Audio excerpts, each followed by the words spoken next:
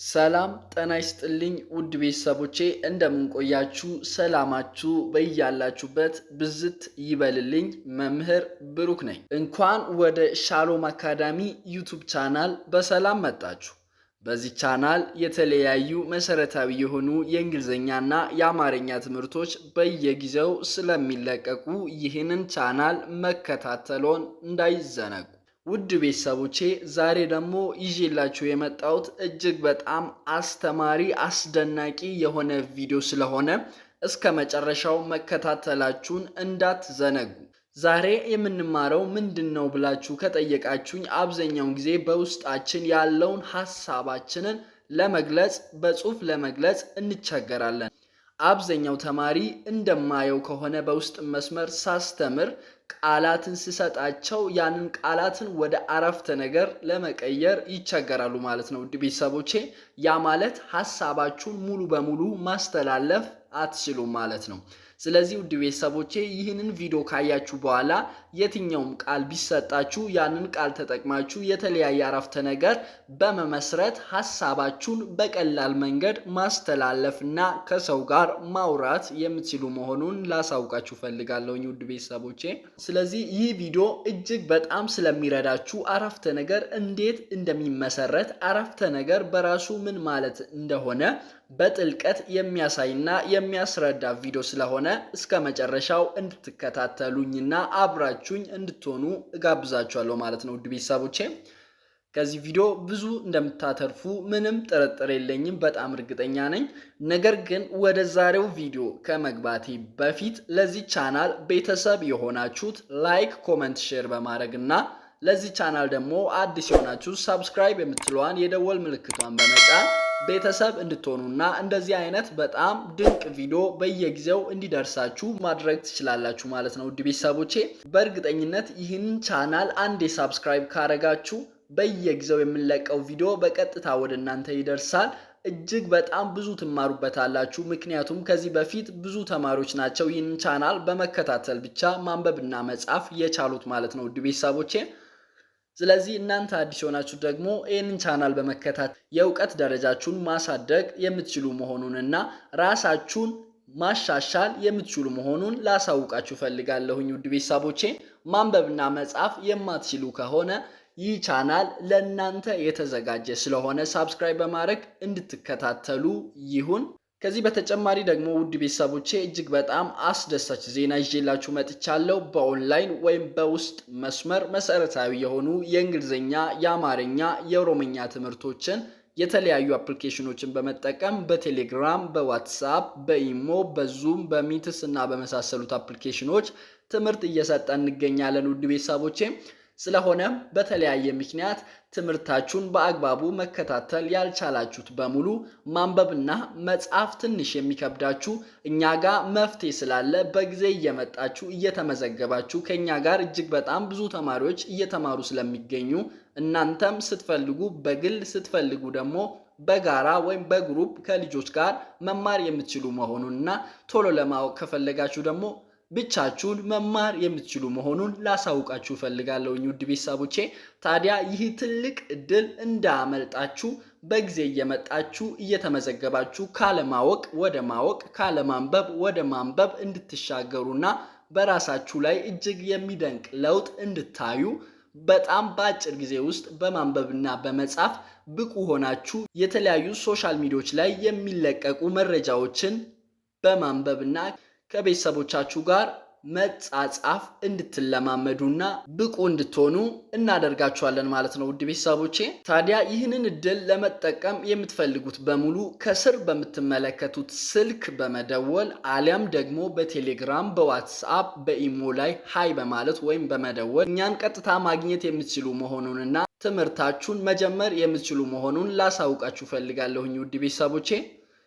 እኛን ደግሞ ለየት የሚያደርገን በጣም በአጭር ጊዜ ውስጥ እናንተን በማንበብና በመጻፍ በወራት ውስጥ ብቁ አድርገን ማሰልጠናችን ነው ውድ ቤተሰቦቼ።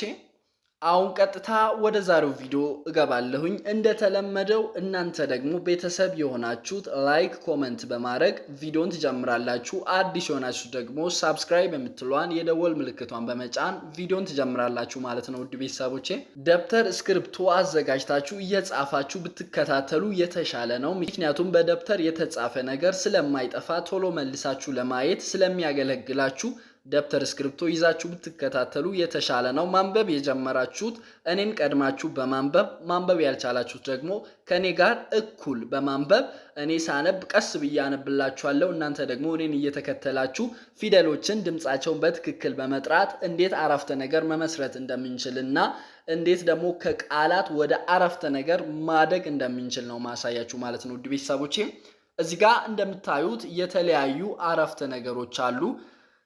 ከነዚህ ቃላት የተመሰረቱ የተለያዩ አረፍተ ነገሮች ይገኛሉ ማለት ነው። ውድ ቤተሰቦቼ በመጀመሪያ ደረጃ አረፍተ ነገር ማለት ምን ማለት ነው፣ ቃላት ማለት ምን ማለት ነው የሚለውን ላስረዳችሁ። ቃል ማለት ከፊደሎች የሚመሰረት ወይም የተለያዩ ፊደሎች ተጣምሮ ትርጉም ወይም ፍቺ ያለውን ነገር ሲሰጡን ያንን ቃል ነው የምንለው ማለት ነው። የፊደሎች ጥምር ወይም የፊደሎች ቅንጅት ማለት ነው ቃላት ነው። አረፍተ ነገር ማለት የተለያዩ የቃላት ቅንጅት ነው ወይም የሐረግ ቅንጅት ነው። ስለዚህ በዚህ አረፍተ ነገር ውስጥ የተለያዩ ቃላትን በመጠቀም ቃላትን አቀናጅተን ቃላትን ከቃላት ጋር አጣምረን አረፍተ ነገር መመስረት እንችላለን ማለት ነው። ውድ ቤተሰቦቼ ስለዚህ እዚህ ጋር የተቀመጡት እጅግ በጣም አስተማሪና ጠቃሚ የሆኑ አረፍተ ነገሮችን በመመልከት የራሳችሁን የተለያየ አረፍተ ነገሮችን መመስረት ትችላላችሁ ማለት ነው። ይህ ቪዲዮ እጅግ በጣም ለማንበብና አረፍተ ነገር ለመመስረት ስለሚጠቅማችሁ በደንብ እንድትከታተሉኝ ይሁን። እዚህ ጋር የመጀመሪያው ቃል ምን ይላል ካላችሁኝ አብረን እናንብብ። መንገድ። መንገድ አያችሁት? መንገድ ይላል። መንገድ ከሚለው ቃል እንዴት አረፍተ ነገር እንመሰርታለን የሚለውን ላሳያችሁ። መንገድ የሚለው ቃል እዚህ ጋር አለ። ስለዚህ መንገድ የሚለውን ቃል በመጠቀም አረፍተ ነገር እስኪ እንመስርት። እዚህ ጋር እንደምታዩት መንገድ የሚለው ቃል አለ። መሃል ላይ ነው የመጣው። መንገድ የሚለው አለ።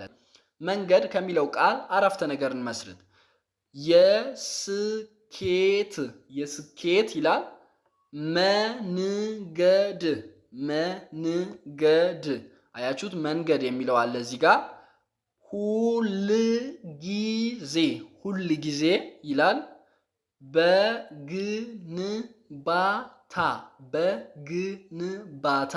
በግንባታ ይላል። ውድ ቤተሰቦቼ ላይ ሁለት ፊደል ነች። ላና ይህ ላይ ይላል። ውድ ቤተሰቦቼ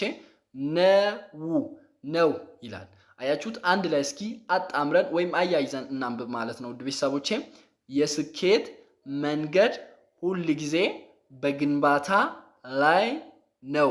ስኬት ማለት የሚያልቅ ነገር ሳይሆን ሁል ጊዜም ቢሆን በግንባታ ላይ ያለ ነገር ነው ማለት ነው። ውድ ቤተሰቦቼ ስለዚህ ስኬት ተሳክቶልኛል ብላችሁ አንድ የምትደመድሙት ነገር ሳይሆን በየቀኑ የምትሄዱበት መንገድ ነው። ለዛም ነው የስኬት መንገድ ሁል ጊዜ በግንባታ ላይ ነው የተባለው ማለት ነው። ውድ ቤተሰቦቼ በጣም አሪፍ። አሁን ደግሞ ወደ ሁለተኛው ቃል እንሄዳለን። መዋደድ ይላል። ውድ ቤተሰቦቼ መዋደድ የሚለውን ቃል በመጠቀም እንዴት ነው ደግሞ አረፍተ ነገር ምን መሰርተው የሚለውን ላሳያችሁ ማለት ነው። ውድ ቤተሰቦቼ ከልብ ይላል። እዚህ ጋር ያለው ከመዋደድ ነው ቃላት እየመሰረትን ያለው። ከልብ ይላል። ከልብ መዋደድ። አያችሁት? መዋደድ የሚለው ቃል አለ ማለት ነው። ስለዚህ መዋደድ የሚለውን ቃል በመጠቀም ነው አረፍተ ነገር እየመሰረትን ያለ ነው። መዋደድ ይልና በቃላት ከመዋደድ ይሻላል ይላል። አያችሁት? ይህ ማለት ምን ማለት ነው? ከልብ መዋደድ በቃላት ከመዋደድ ይሻላል ይላል። አንዳንድ ጊዜ አንዳንድ ሰው ያስመስላል። አንዳንድ ሰው በቃል ብቻ ነው እወድሃለሁ፣ እወድሻለሁ ወይም አፈቅርሃለሁ፣ አፈቅርሻለሁ የሚለው ማለት ነው። ነገር ግን በልብ መዋደድ ከቃላት ይበልጣል ማለት ድርግት ነው። ፍቅር ማለት ድርግት ነው ወይም መዋደድ ማለት በቃል ብቻ ሳይሆን በተግባር መዋደድን ያካትታል ማለት ነው። ውድ ቤተሰቦቼ ያ ማለት ለምትወዱት ሰው ምን ያህል ዋጋ ትከፍላላችሁ ማለት ነው። ስለዚህ አንዳንድ ጊዜ በቃል የምንወደው ሰው ከሆነ ለዛ ሰው ትኩረት አንሰጥም። ነገር ግን ከልባችን የምንወደው ከሆነ ለዛ ሰው እስከ ሞት ድረስ ዋጋ መክፈል እንችላለን። ለዛ ነው ከልብ መዋደድ በቃላት ከመዋደድ ይሻላል የምለው ማለት ነው። በጣም አሪፍ። ወደ ቀጣዩ እናልፋለን። እዚህ ጋር የምታዩት ሌላኛው ቃል አለ። ቃሉ ምን ይላል? እስኪ አብረን እናንብብ። ይቅርታ ይቅርታ ይላል። ውድ ቤተሰቦቼ ይቅርታ ይላል። ይቅርታ ከምለው ቃል አረፍተ ነገር እስኪ እንመስርት። በጣም ብዙ አረፍተ ነገሮችን እናንተ መመስረት ትችላላችሁ። ነገር ግን አሰ ሳምፕል እኔ እዚህ ጋር አንድ አረፍተ ነገር አምጥቼላችኋለሁ። እስኪ አብረን እናንብብ። ይቅርታ ይላል። ይቅርታ የሚለው መጀመሪያ ላይ ነው እንደውም የተጠቀምነው። ይቅርታ ይቅርታ የጥላቻን ይላል። የጥላቻን ይቅርታ የጥላቻን ይላል። በጣም አሪፍ። ግድግዳ ግድግዳ ይላል። ግድግዳ ይላል። ውድ ቤተሰቦቼ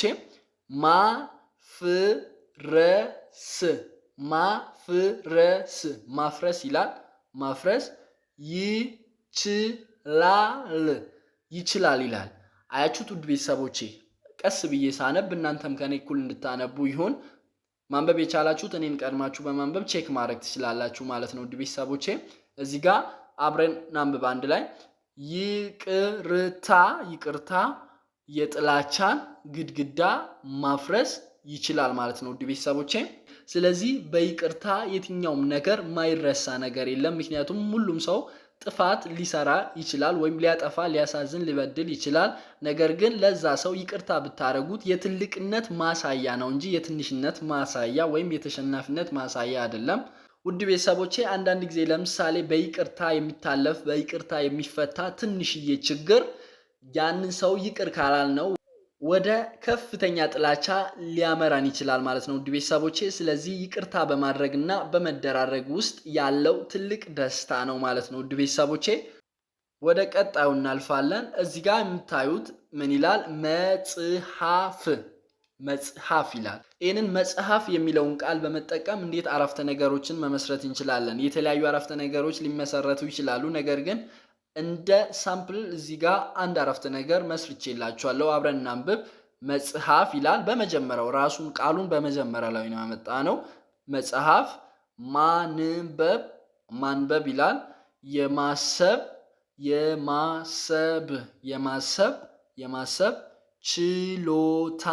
ችሎታን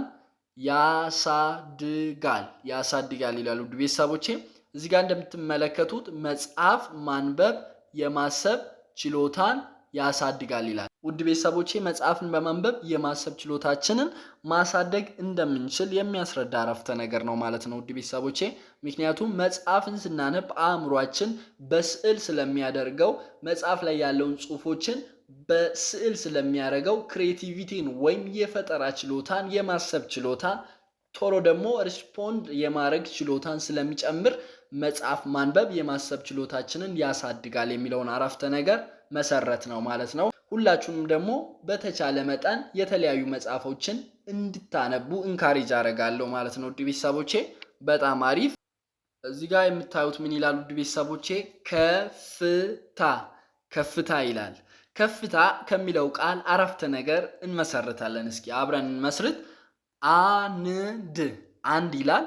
አንድ ቀን፣ እቺ ሁለት ፊደል ነች፣ በጣም ቀላል ነች። ቀን ይላል።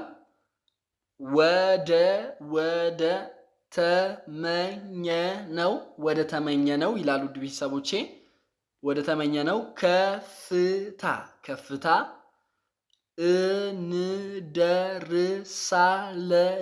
እንደርሳለን ይላል። እስኪ አያይዘን እናንብብ። አንድ ቀን ወደ ተመኘነው ከፍታ እንደርሳለን ይላል። ውድ ቤተሰቦቼ ሁላችንም የራሳችን የሆኑ ህልሞች አሉ። ስለዚህ ያንን ህልሞችን ለማሳካት እንደዚህ አይነት ተስፋ በማውራት ያንን ለማየት እንችላለን ማለት ነው። ውድ ቤተሰቦቼ ለዛ ነው ከፍታ ከሚለው ቃል አንድ ቀን ወደ ተመኘነው ከፍታ እንደርሳለን የሚለውን አረፍተ ነገር የመሰረት ነው ማለት ነው። ውድ ቤተሰቦቼ ሁላችንም ወዳሰብንበት ቦታ የመድረስ አቅም አለን። በደንብ ከሰራን እግዚአብሔር ደግሞ ይረዳናል ማለት ነው። ውድ ቤተሰቦቼ በጣም አሪፍ። አንድ ቀን ወደ ተመኘነው ከፍታ እንደርሳለን ይላል። በጣም አሪፍ። ወደ ቀጣዩ እንሄዳለን። እዚህ ጋር ደግሞ የምታዩት የመጨረሻው ቃል ነው። ምን ይላል? ድግስ። ድግስ ይላል። ውድ ቤተሰቦቼ ድግስ ይላል። ድግስ ከሚለው ቃል አረፍተ ነገር እንዴት እንመሰርታለን የሚለውን ላሳያችሁ። ውድ ቤተሰቦቼ የመከራ ይላል። እዚህ ጋር የምታዩት የመከራ ይላል። ጊዜ ይላል። አልፎ ይላል። ውድ ቤተሰቦቼ የደስታ አያችሁት? ይኸኛው የደስታ ይላል። ውድ ቤተሰቦቼ የደስታ ድግስ አያችሁት? ድግስ የምትለዋን ቃል እዚህ ጋር የተጠቀምናትን ቃል በዚህ አረፍተ ነገር ውስጥ መጨረሻ አካባቢ ነው ያመጣ ነው። ስለዚህ ድግስ ይላል። እዚህ ጋር የምታዩት ደግሞ የመጨረሻው ቃል ይመጣል ይላል። እስኪ አንድ ላይ አብረን እናንብብ። የመከራ ጊዜ አልፎ የደስታ ድግስ ይመጣል ይላል። አያችሁት? ሁሉም ነገር ፍላክቹዌት ያደርጋል ወይም አንድ ነገር ቋሚ የሚሆን ነገር የለም። ዛሬ ላይ በችግር ልትሆኑ ትችላላችሁ። ነገር ግን ከጊዜ በኋላ ያ ችግር አልፎ የደስታ ቀን የሚመጣበት ቀን ሩቅ አይሆንም ማለት ነው። የመከራ ጊዜ አልፎ የደስታ ድግስ ይመጣል ይላል። ምንም ያህል በመከራ እያለፋችሁ ወይም መከራን እየቀመሳችሁም ቢሆን ያ መከራ ዘላለማዊ ነው ማለት አይደለም። ነገር ግን ከጊዜ በኋላ ደግሞ ያንን መከራ ረስተን ወደ ደስታ ድግስ ወደ ተዘጋጀልን ወደዛ ከፍታ መግባታችን አይቀርም ማለት ነው። ስለዚህ ሁሉም ያልፋል የሚለውን ሐሳብ ለማጠቃለል ነው። ውድ ቤተሰቦቼ ለዛሬው ያቀረብኩት ይህንን ነበር። ሳጠቃልላችሁ ዛሬ ያየነው እንዴት የማንበብ ችሎታችንን እናሳድጋለን። ከዚህ በተጨማሪ ደግሞ በጣም ወሳኙ ነገር በደንብ ደግሞ ትኩረት ሰጠን ያየነው ነገር ምንድነው ካላችሁ እንዴት ቃላትን ደግሞ ወደ አረፍተ ነገር እናሳድጋለን ወይም ከቃላት አረፍተ ነገርን እንዴት እንመሰርታለን የሚለውን ሐሳብ በትኩረት አይተናል። እዚህ ጋር የተለያዩ አረፍተ ነገሮች አሉ ከቃላት የተመሰረቱት ማለት ነው።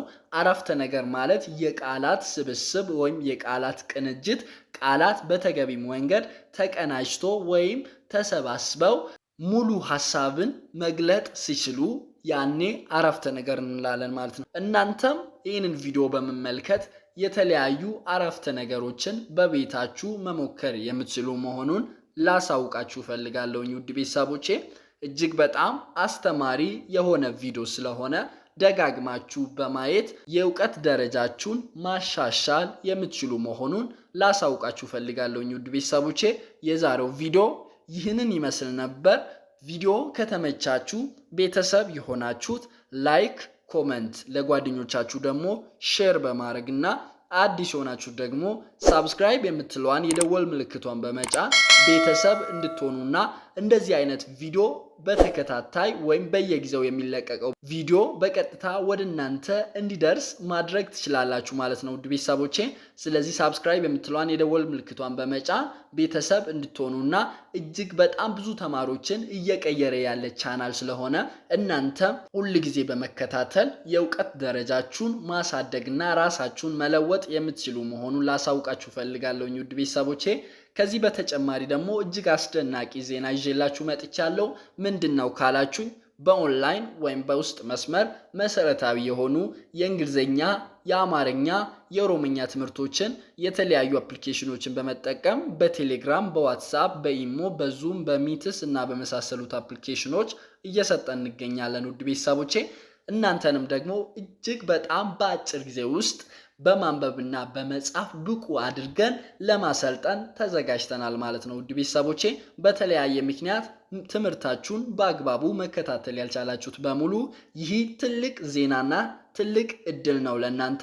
ስለዚህ ከኛ ጋር በመምጣት እየተመዘገባችሁ ከኛ ጋር ካሉት ተማሪዎች ጋር በግልም ሆነ በግሩፕ መማር የምትችሉ መሆኑን ላሳውቃችሁ ፈልጋለሁ። ውድ ቤተሰቦቼ ታዲያ ይህን ትልቅ እድል ተጠቃሚ ለመሆን የምትፈልጉት በሙሉ ከስር በምትመለከቱት ስልክ በመደወል አሊያም በቴሌግራም፣ በዋትስአፕ፣ በኢሞ በማናገር ትምህርታችሁን መጀመር የምትችሉ መሆኑን ላሳውቃችሁ ፈልጋለሁ። ውድ ቤተሰቦቼ እኛን ለየት የሚያደርገን በጣም በአጭር ጊዜ ውስጥ በወራት ውስጥ በማንበብና በመጻፍ እናንተን ብቁ ማድረጋችን ነው ማለት ነው። ውድ ቤተሰቦቼ እስከ መጨረሻው ስለተከታተላችሁኝ ከልብ አመሰግናለሁ።